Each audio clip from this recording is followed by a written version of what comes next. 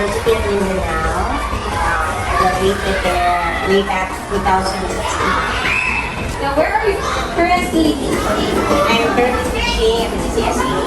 I've been here for almost 8 years, 8 full years. I've been teaching grade 1 to grade 3. March 2017. Now, can you give some valuable tips for the upcoming licensure exam of CCSE? Valuable tips. Just be positive. We can say na yung review center, it really helps talaga when it comes to preparation and taking exams. But you need to like make time for yourself, like mag-ano ka, like tulog na maayos, hindi masyadong stress, at the same time, regular eating.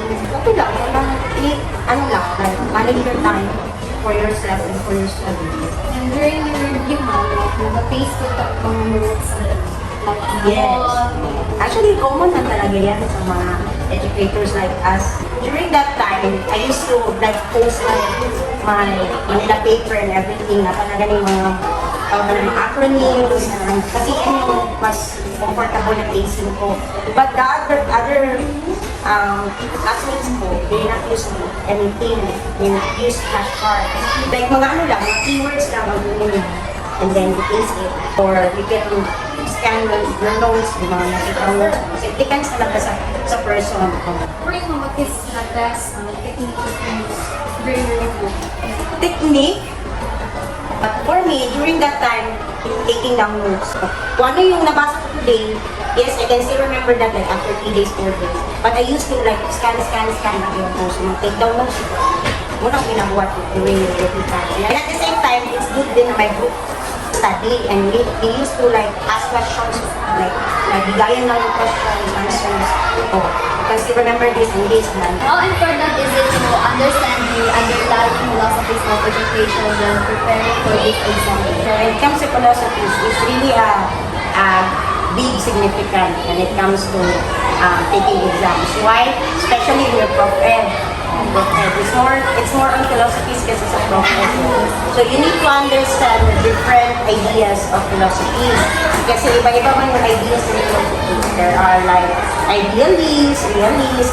But of course, those philosophies really apply in the real life situation. Kasi doon mo lang ma-realize na it's really, kasi based on their observation na yun.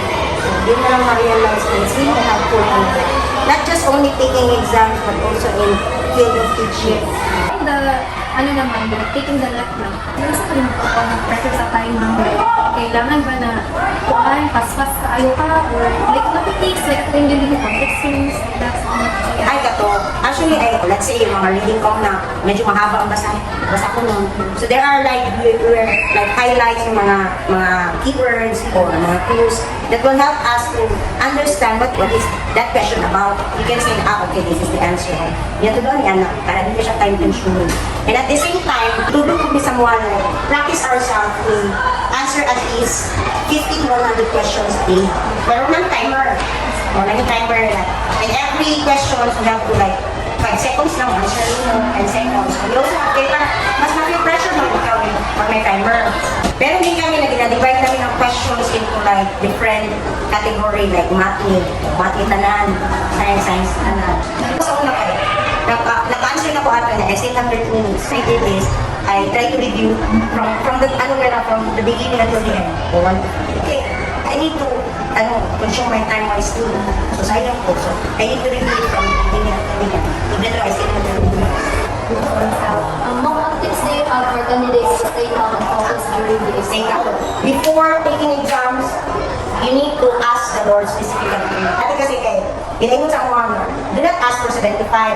Ask the taas pa na yan. Marunong okay na po ng 80. At least kung 80 ka, nagapak ka doon. Okay na. Oh, yes. Kasi ang 75, nagapak na. Pero kung number 80, okay na. Pero mas more than that, pag ibang yatag sa inyo. Which is, a blessing from God. Thank you for your time here, ha. Thanks, I really appreciate your time here.